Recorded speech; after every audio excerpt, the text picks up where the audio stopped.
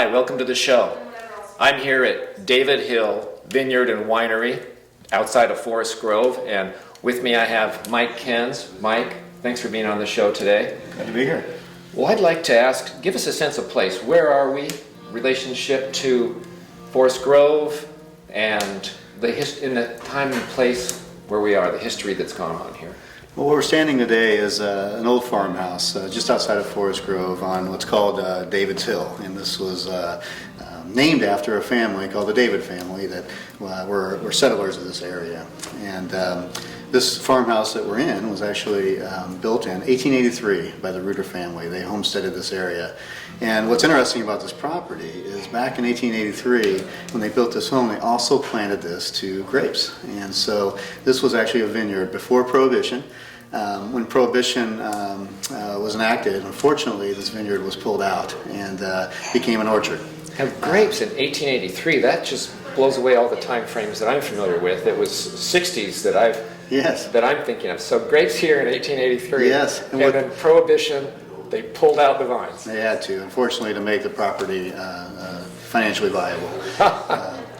What's interesting is in 1904 at the St. Louis World's Fair, one of the wines from the Reuter family was awarded at that World's Fair. So back then they didn't have trellises for grapes, so as you would find in an old Zinfandel vineyard in California, these head pruned vines that look like little trunks and trees, they were kind of planted all over this property.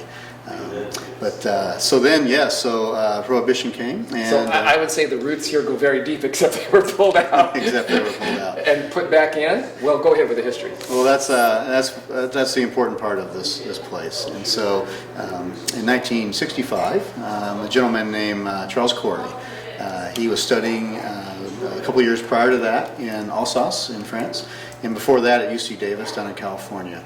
And he did a thesis on cool climate wine growing and varieties for cool climate, which is what led him to France to study that.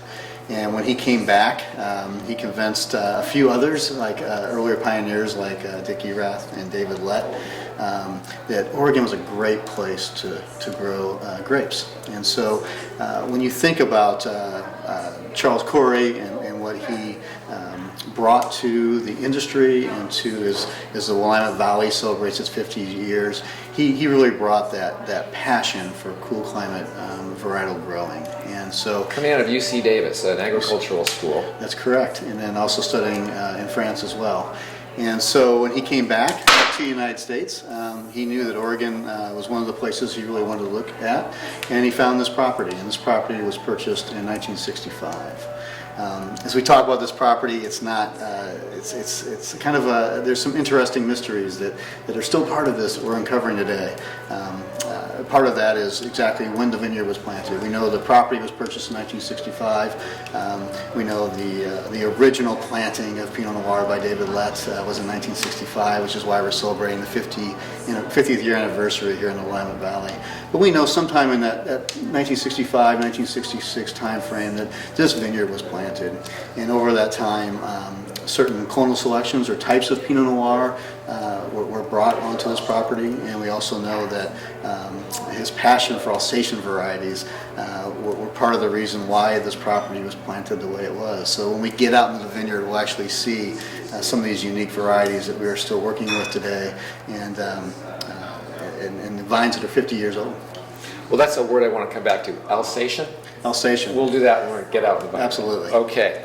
So we're 5 minutes out of Forest Grove. We are just 5 minutes outside of Forest Grove. West on David Hill Road. That's right, exactly. So it's not hard to find. Yeah, so we sit, what's important about growing grapes in the Willamette Valley is, of course, well-drained soils. And you want an elevation for that between, basically 300 and 650, 700 feet. And so that's really the sweet spot for planting vinifera in the Willamette Valley. And that's what we have here.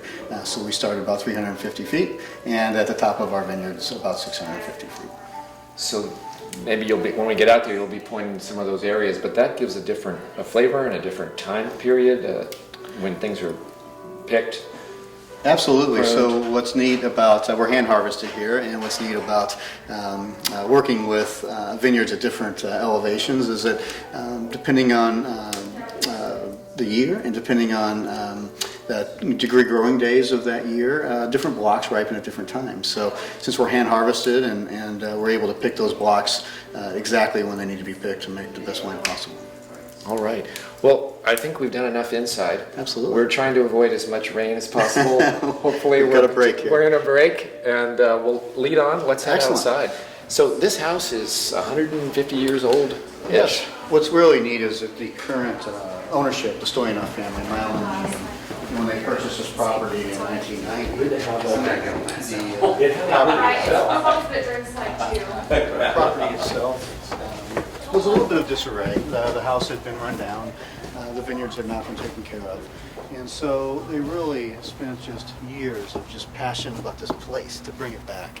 And so one of the first things they did was to take the house here and refurbish it completely, creating our tasting room today and offices on the second floor, and even an apartment, whether it be if there's a wedding out here, the brides can get ready, but as well as if we have distributor guests or people that can stay here. So bringing the house back it's really the iconic symbol of this property, and that was one of the first things that the Stoyanovs did to bring the property back. And then once that was done, all the attention was put into the vineyard to bring that back to health and to look at the property and not just have the original 12 acres that we still had planted by Charles Corey, but to look at the rest of the property and maximize that and put in other clones of Pinot Noir and other varieties that weren't here to really create a very special place. So, acreage. Originally it was 12 acres, and then in '65 it started with those 12 and then grew up from there? Yeah, so the actual property is just under 150 acres. So, and that was also the property that Charles Corey purchased. When he planted the property, he basically planted just south of 12 acres that we still have today. And when the Stoyanov family continued to develop this property, we now are farming 43 acres. And what's really exciting as we go into 2016, we are starting to work with some consultants to continue to grow this property and plant another 15 acres over the next couple of years. So you're planted 43 now? 43 acres is what we farmed. And there's 150 acres on the property. 150 acres total. Not all of that is plantable, but we feel we have 3 or 4 more great blocks in our future that we're looking at developing today. Well, here we are. What are we seeing here? Well, this is an important part of the vineyard and part of the story. As I mentioned, Charles Corey studied in Europe and specifically in Alsace and Alsatian varieties. Many wine drinkers and many consumers know Alsatian varieties to be Riesling, Pinot Blanc, Pinot Gris, and Gewürztraminer, and of course there's Pinot Noir in the area as well. And so when he came to Forest Grove, those were some of the varieties he had passions for, and that's what was planted here, along with other varieties like Semillon and Sylvaner, a blending grape in Europe called Chasselas, Muscat. So we still today have continued to work with these varieties, and in some cases, like with our Semillon and our Sylvaner, we find other winemakers who are passionate about those varieties, and we work with them, and they do single vineyards for David Hill on their labels, like Teutonic Wine Company and Golden Cluster. And so, and in doing that, we're really making sure that we continue to treat this property the way Charles envisioned it. And we want to have focus here on our wines, but we also want to be true to the property, which is not just about 1 or 2 varieties. It's about really the passion he had to plant this 2 Alsatian varieties. Mike, that was a lot of different names of varieties went by me just then. Now, you're the manager here of the vineyard. Yes, so vineyard manager as well as general manager here. And so how many varieties are here, and how are you the one that decides what's next and what was planted, and how do those varieties, how did they come here? Why? That's a great question. So as far as the past goes, when Charles came and planted the vineyard, his focus, one of his focus and main focus was not just Pinot Noir, but also white Alsatian varieties. So Riesling and Gewürztraminer and Pinot Blanc. So Alsatian is a type, and under that is different varieties. Wines that were traditionally planted and grown and crafted in Alsace. and so that's where the Alsatian term comes in. Okay, geographical origin. Geographical origin, Okay. exactly. All right. And so that was the original 12 acres. And as we look at what cool climate varieties are in other regions of the world, and of course we know that Chardonnay, from Burgundy, we know that Chardonnay is an excellent cool climate variety. So we looked at the clones or types of Chardonnay that ripen correctly in cool climates. So we've planted that since in the 1990s. We've planted 2 clones of Chardonnay here, as well as Pinot Gris. So that is what the property has today. Well, yeah, the road's calling here. Let's Absolutely. let's head down over the hill here. So as we walk, we're actually walking by some of the original planting of Simeon, and just down away Sylvaner as well. And this was planted in the mid-60s. And some of the oldest vines, especially white varieties, some of the oldest vines in the Lime Valley. And you're talking about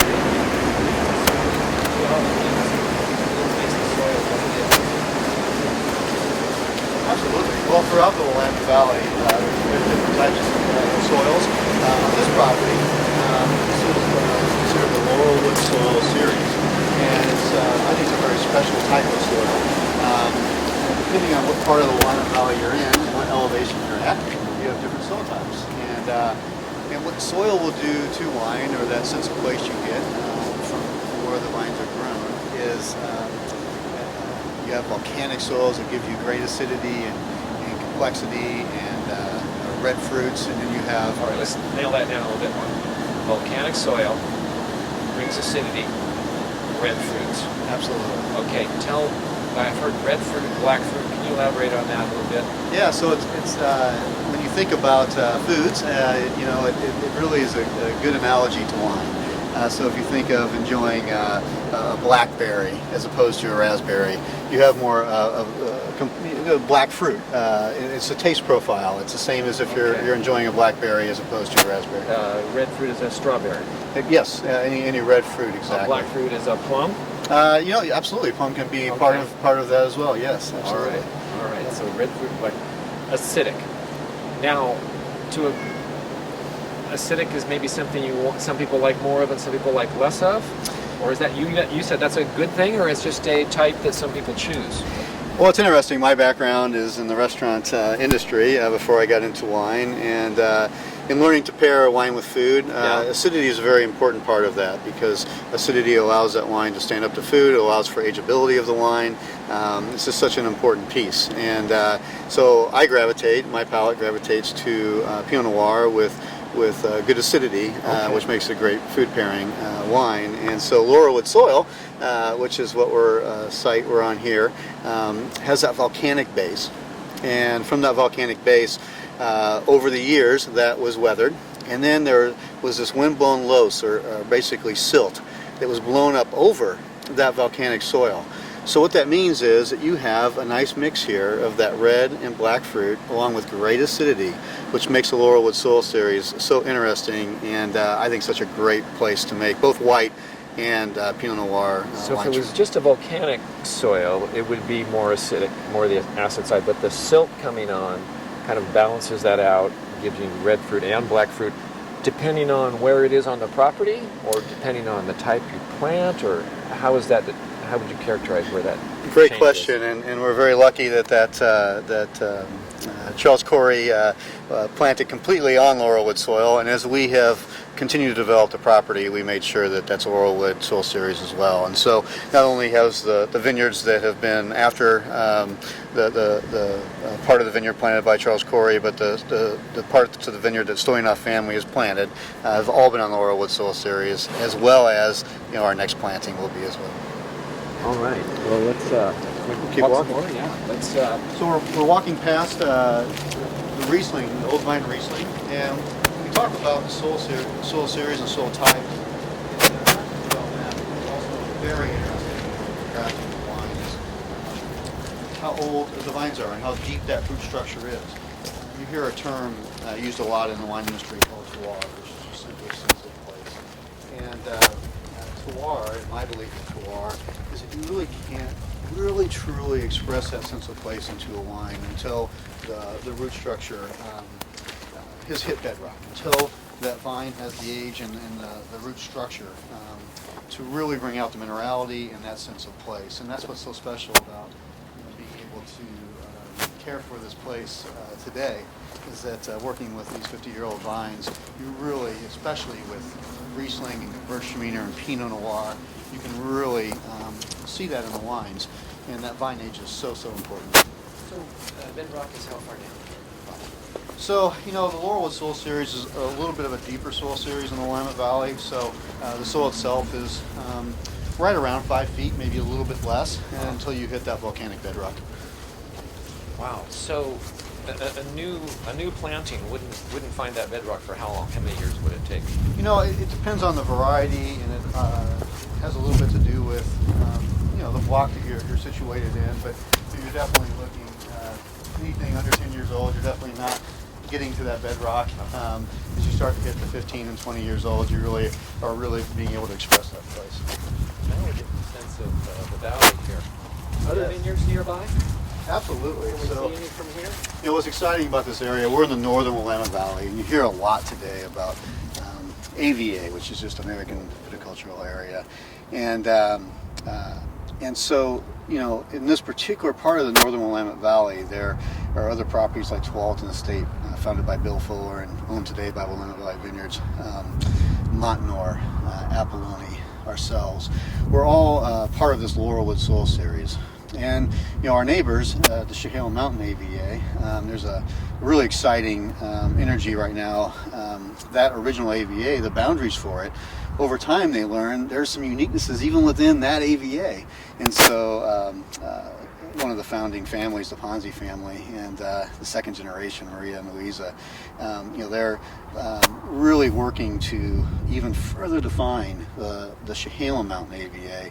And what's interesting about that is that's defined by Laurelwood soil. And they're championing this type of soil and what it does for the wines crafted from Laurelwood soil. And so all of us outside of the Chehalem Mountain AVA that have Laurelwood soil, we're also interested and excited to continue to tell the story about this soil series and wines that come from this soil. Help me relate a word that I know of to maybe what we've already talked about. Is tannin, you hear about tannin? Sure. Is that related to acidity, or is that a whole different It plays together part of the balance of the wine, absolutely. So tannin actually comes from the skins of the grapes, and thin skin grapes simply have less tannins than thicker skin grapes. So what grows here? Yeah, so Thin, in thick, cool or? climate varieties, simply you would have more thin-skinned grapes, which would be less tannic. And then in warmer or more degree growing days climate, like California, Napa Valley, or even up into Walla Walla and the Columbia Valley and Washington as a whole, you would have Cabernet Sauvignon and Merlot and Syrah. Those are thicker skinned red grapes with a little bit more tannin structure. And that lends to body. So you think of drinking a wonderful Napa Valley Cabernet Sauvignon and the body and complexity and the weight of that wine. And then you think about a wonderful Willamette Valley Pinot Noir and the elegance and the beauty of Pinot Noir. That goes to tannin, into the thickness of the grape skins and warm versus cool climate varieties. And so in the Willamette Valley, we're definitely focused on the thinner skinned red grapes. And what I think is beautiful and interesting about that is that every year gives us something unique and different, and that those wines really express a sense of place very, very well. All right. So here we are. Like I asked before, are there other vineyards nearby? And how are they alike or different, just in the same vicinity? Yeah, so in the vicinity, it really is, we're kind of brought together through soil type. Mm-hmm. And of course, types of grapes we grow. And so we're all growing similar varieties, at least Pinot Noir. This property is very unique because, of course, it was Charles's passion for Alsatian varieties. So like Simeon and Sylvaner and some of those grapes, there's only a couple vineyards in this area that got original cuttings from Charles where they planted these grapes. But for the most part, we're kind of bridged together through Chardonnay, Pinot Gris, and Pinot Noir. And but that's what's special about this place, is we have those other varieties. But where we're standing right now is really a big part of our identity here at David Hill, and something we're very proud to be able to work with this clonal fruit. This is, for us, a numerical Block 21. Block 21 makes a wine we call Blackjack, hence Block 21.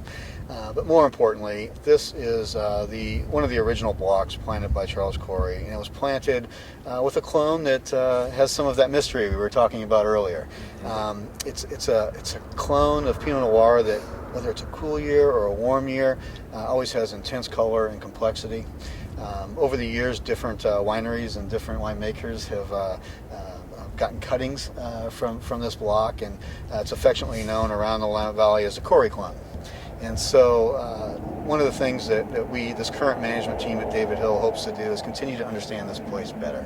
Wow. And so we're excited to be part of a collaborative effort with other Willamette Valley producers to work with Oregon State University and have this particular clone, see if we can sequence this clone and find out what its lineage is, and find out if it is where it's from and what clone it actually is. I want to just take a look at this plant here. I got invited over by. Can you give a shot here, Paul, on this vine? That's huge. That's like a tree. I got invited over to a friend of mine's once. He said, "Come help me strip the vines." Is that the right thing? You prune. So I spent a day in his vineyard. It was younger, and so they're just very small plants. This is like a tree. So this is a 50-year-old? Absolutely. So this was planted again sometime in the mid-'60s, and this is Pinot Noir that we call the Corey clone. And how long do they live? It's a great question. If you look to areas, even in the Middle East, especially in Europe as well, you can find vineyards that are over 100 years old and still producing. So while we're stewards of this land right now, we're very lucky to have in North America 50-year-old vines. We're excited to take great care here, both sustainably and in the way we grow.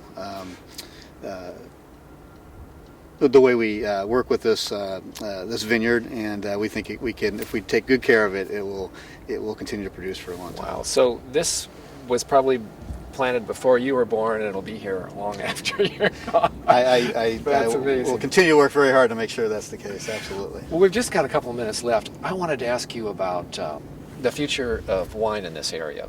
There's talk about we've gotten large corporate interest is coming in. Can you maybe give us a little bit of a crystal ball view of what that's going to be like here? Yeah, well, Oregon's very unique in the fact that we can't plant in the valley floor here based on our climate, and so you basically have the hillsides with well-drained soils to do that. So when you look back to the history of the pioneers, Dick Erath and David Lett and Bill Fuller and the Ponzis, David Adelsheim, some amazing people that really created this industry.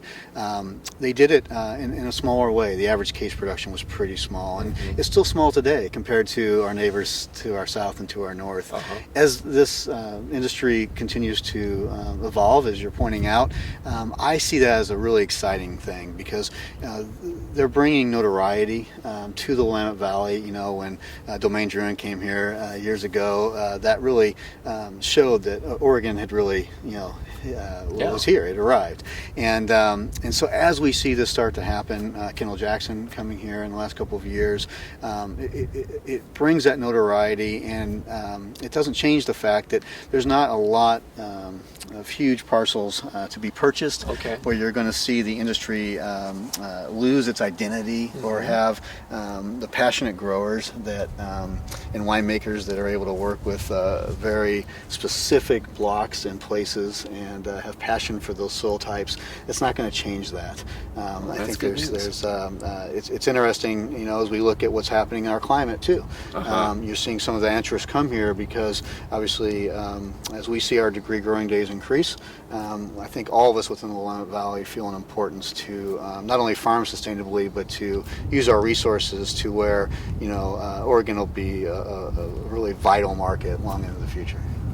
All right. Well, that's all the time we've got for today. We hardly got started on a lot of the topics I know we had talked about before, but maybe we can come back and do it again sometime. Absolutely. It's great to have you. All right, Mike. Thank you so much. Thank you so much. All right. Well, hope you enjoyed the show. Local Matters. Join us again next time.